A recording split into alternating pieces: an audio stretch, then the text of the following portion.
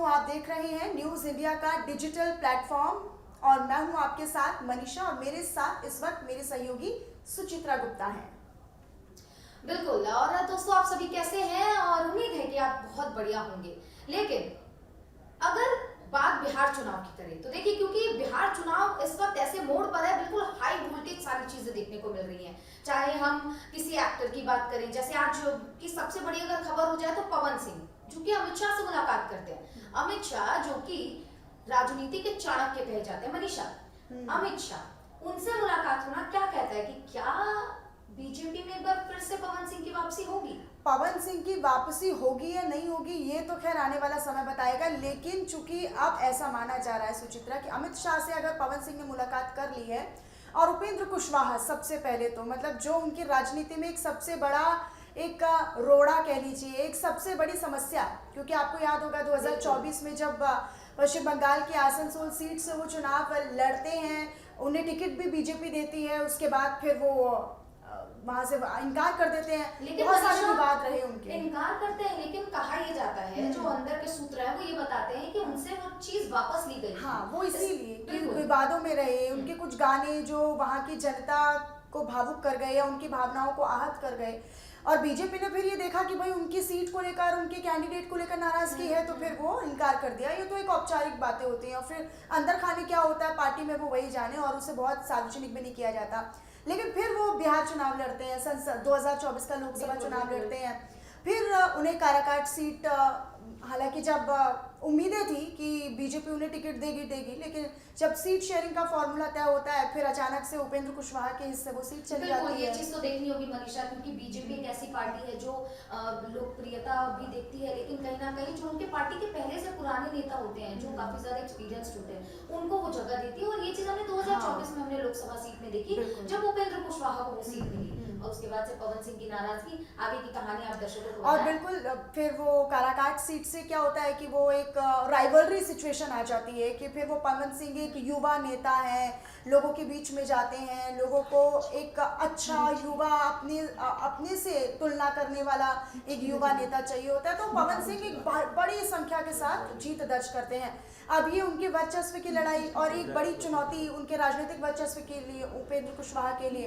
उपेंद्र कुशवाहा हालांकि उससे फिर बहुत नाराजगी रखते हैं, बहुत मनमुटाव रखते हैं, अलग अलग मंचों से वो सार्वजनिक नाराजगी भी जाहिर कर चुके हैं। तो देखना होगा, ये तो लाजमी है, क्योंकि जब आप एक राजनीति में बहुत टाइम से रहते हैं, आपने एक अपनी पहचान बनाई है, और एक दिन एक सुपरस्टार आता है और आपकी वो सीट खतरे में आ जाती है, आप हार जाते हैं, तो जाहिर सी बात है नाराजगी होगी। और सबसे ज्यादा उनकी नाराजगी पवन सिंह से ज्यादा पार्टी के साथ हो जाती है। और जब वो निर्दलीय चुनाव लड़ते हैं, उसके बाद का माहौल और सार्वजनिक मंच से भी, जैसा कि आप बता रही थी, उन्होंने ये बात नाराजगी। और बीजेपी बिहार में बीजेपी के लिए आरएमएल यानी उपेंद्र कुशवाहा की पार्टी और उनका समर्थक बहुत ज्यादा जरूरी है। पवन सिंह को चुनाव लड़ाना या नहीं लड़ाना, या केवल अभी वापसी होगी, कैंडिडेट बनेंगे नहीं बनेंगे, ये तो फिर वो उनके फेवर में उनकी रिपोर्ट कार्ड क्या कहता है वो बताएगा। लेकिन नाराजगी वाला एक पहलू या नैरेटिव लोगों के बीच में या विपक्षी दलों के बीच में नहीं जाना चाहिए। मतलब अब चुनाव है, तो अगर हम ये कहें कि उपेंद्र कुशवाहा और पवन सिंह की बन नहीं रही है और उपेंद्र कुशवाहा जो है वो नाराज बैठे हैं, दूसरी तरफ पवन सिंह की एंट्री होगी, तो फिर वो पार्टी के अंदर अंतर कलह करेंगे या फिर राइवलरी सिचुएशन होगी। उन सबसे निपटते हुए ये एक बहुत बेहतरीन आज की जो तस्वीर आई, बहुत इंपॉर्टेंट तस्वीर बिहार की सियासत से आई, जहां पर वो उपेंद्र कुशवाहा से मुलाकात करते हैं, उनके गले मिलते हैं, पैर छूते हैं, तो बहुत सारे इंपॉर्टेंट उसके मायने हो जाते हैं कि अब समझ में आ रहा है कि हाँ, बीजेपी चाहती है, अमित शाह ये चाहते हैं कि बिहार में ऐसी राइवलरी सिचुएशन ना आए, अंतरकलह वाली सिचुएशन ना आए, क्योंकि इस बार मनीषा हम जानते भी हैं बीजेपी को कि बीजेपी के अंदर जैसे दोस्तों आप भी इस बात से रिलेट कर पाएंगे कि जब भी ऐसे अंतरकलह वाली सिचुएशन होती है, अंदर ही अंदर किसी बात को लेकर मनमुटाव होता है, तो बीजेपी इस बात के लिए जानी जाती है कि वो मनमुटाव कभी बाहर नहीं आने देती, अंदर ही अंदर उसको सुलटाया जाता है। और देखिए पवन सिंह का उपेंद्र कुशवाहा के पास जाना, ये महज ऐसा नहीं था कि उनको मन हुआ वो चले गए, उनको भेजा गया ताकि आप अपने अंदर के मनमुटाव को खत्म कीजिए। इससे पहले ऋतुराज सिंह ने मुलाकात की, जो बहुत अगर आप कह सकते हैं कि सचिव या फिर उनका पद मैं बहुत एग्जैक्ट तरीके से नहीं बता पाऊंगी, अभी शायद दिमाग से नहीं वो हो रहा है, लेकिन हाँ ऋतुराज सिंह और विनोद तावड़े, ये दो शख्स पहले सोमवार में जाते हैं, शाम में मिलते हैं और फिर वो टाइम फिक्स करते हैं कि उनका ये आना जाना, उनकी मुलाकात जो है वो उनके व्यक्तिगत तौर के लिए नहीं है, बल्कि ये पवन सिंह की मुलाकात को सेट कर रहे हैं, उनकी टाइमिंग और उनके मनमुटाव को दूर किया जाए।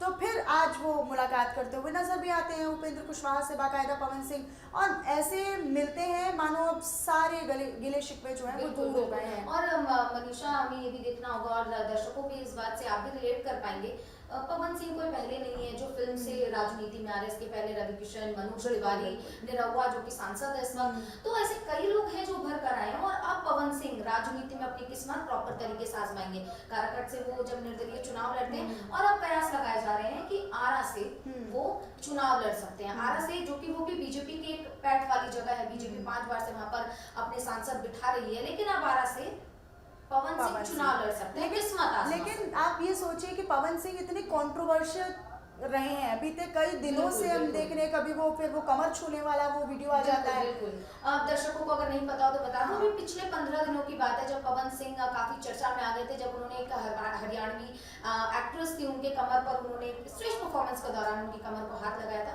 काफी बड़ा विवाद हुआ था। इतना ही नहीं, उनकी वाइफ का ज्योति सिंह का लेकर ये जो विवाद चल रहा है, बिल्कुल, वो गाना भी पोस्ट करती हैं। फिर बॉलीवुड एक ऐसा तरीका है जो आप शब्दों के जरिए आप बता पाते हैं कि आप क्या फील कर रहे हैं या क्या आपके अंदर भाव है, जो आप कह नहीं सकते हैं वो आप गाना किसी को डेडिकेट कर दो तो आजकल लोग समझ जाते हैं। और जब आप एक ऐसे लोकप्रिय चेहरे के पार्टनर होते हैं या आप उनकी पत्नी है या पति हैं, तो फिर जब आप पोस्ट करते हैं तो उसके मायने फिर वहाँ पर भी निकाले जाते हैं कि अच्छा अभी तो ये ऐसी अटकलें चल रही हैं, हो सकता है कि इनके बीच में कुछ सही नहीं है।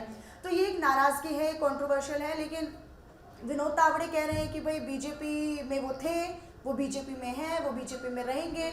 अब ये काफ़ी दिलचस्प होने वाला है आने वाले समय में बिहार चुनाव में। और वैसे भी बिहार चुनाव तो सुचित्रा जब भी होते हैं मुझे लगता है कि कुछ ना कुछ ऐसा टर्न एंड ट्विस्ट आते रहते हैं, जहाँ पर बंगाल और बिहार ये दोनों बिल्कुल हाई वोल्टेज स्टेट्स हैं, जहाँ के चुनाव को अगर आप अब देखेंगे तो काफी दिलचस्प और अलग अलग वहाँ पर आपको ना मोड़ देखने को मिलेंगे। हर दिन एक नया मोड़, हर दिन एक नए चैलेंजेस के साथ पार्टियों को उतरना पड़ता है। मनीषा, यहाँ पर अगर हम बात करें, क्योंकि Pawan Singh equals to controversy हम कह सकते हैं, चाहे वो अक्षरा सिंह के साथ हो, चाहे वो ज्योति सिंह के साथ हो, या फिर अभी हाल ही में जो एक्ट्रेस अंजलि के साथ हुआ वो हो, तो इन सबके बीच में लेकिन पवन सिंह के अगर हम व्यक्तित्व की बात करें तो एक ग्राउंड लेवल से उठकर इतने बड़े स्टार बनना, और न सिर्फ ग्रामीण क्षेत्र बल्कि शहरों में भी उनके बहुत बड़ी फैन फॉलोइंग है।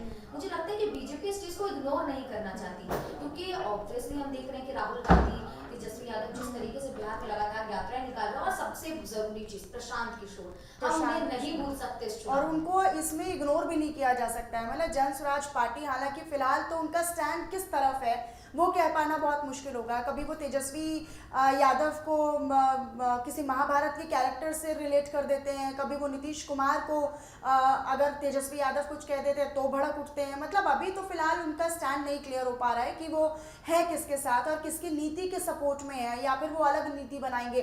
लेकिन हाँ, तमाम दलों के लिए जनसुराज पार्टी यानी प्रशांत किशोर भी एक चैलेंज के तौर पर आ सकते हैं। फिलहाल इस चुनाव में नहीं तो अगले चुनाव में तो वो डेफिनेटली एक बहुत बड़े चैलेंजिंग या एक ऑल्टरनेट के तौर पर अपने आप को उभार सकते हैं।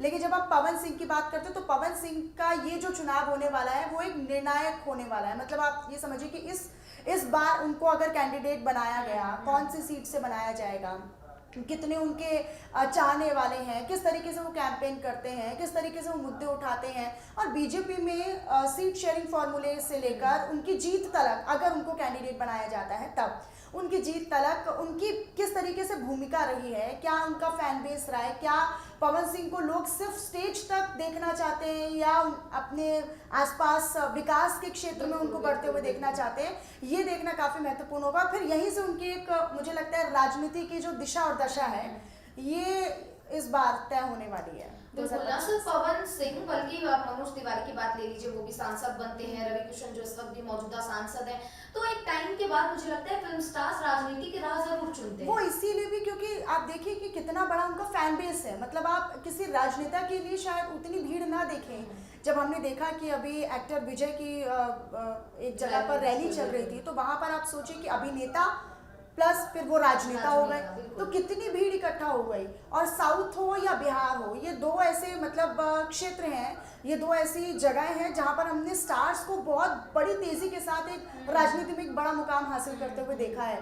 तो पवन सिंह भी उसी एक ट्रायल बेस पर है, हालांकि 2 बार तो उनको कुछ खास फायदा हुआ नहीं, चाहे वो पश्चिम बंगाल की सीट हो या आसनसोल या फिर वो काराकाट की सीट हो। लेकिन काराकाट की सीट में इसीलिए मैं चुनावी फायदा उनको बोलूंगी क्योंकि संसदीय क्षेत्र रहा, एक बड़े चेहरे को उन्होंने हरा दिया, लेकिन वहां से भी एक बहुत अच्छी अपने स्तर पर बहुत अच्छी पहचान ना है। मनीषा की जब एक कार्यकर्ता उठते हैं तब भी वो धीरे निचले स्तर से काम हाँ। करते करते धीरे धीरे उठते हैं, लेकिन पवन सिंह नाम ही काफी है। वो खुद कहते हैं कि खाली झमकौला से हुई, ये बात दर्शक भी जानते हैं। हाँ। तो पवन सिंह ने ये बात बोली हुई है कि सिर्फ झमकाने से नहीं होगा, काम करना होगा। और अब पवन सिंह की ये बात जो स्टेज पर निकलती थी दोस्तों कि खाली झमकौला से हुई, ये बात चुनाव में पता चल जाएगी कि क्या दर्शक उनको अपने बीच देखना चाहते हैं बिल्कुल। या फिर नहीं देखना चाहते। लेकिन एक बात और है मनीषा, पवन सिंह हमेशा जमीनी स्तर पर रहते हैं, मतलब बहुत ग्राउंड लेवल के नेता हैं, लेकिन सीधे तौर पर संसदीय चुनाव लड़ना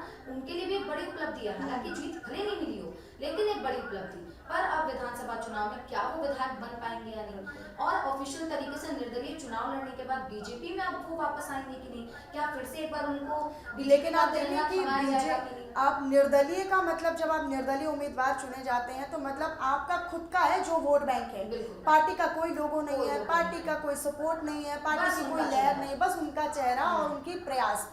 तो उन्होंने काराकाट से तो ये साबित कर दिखाया।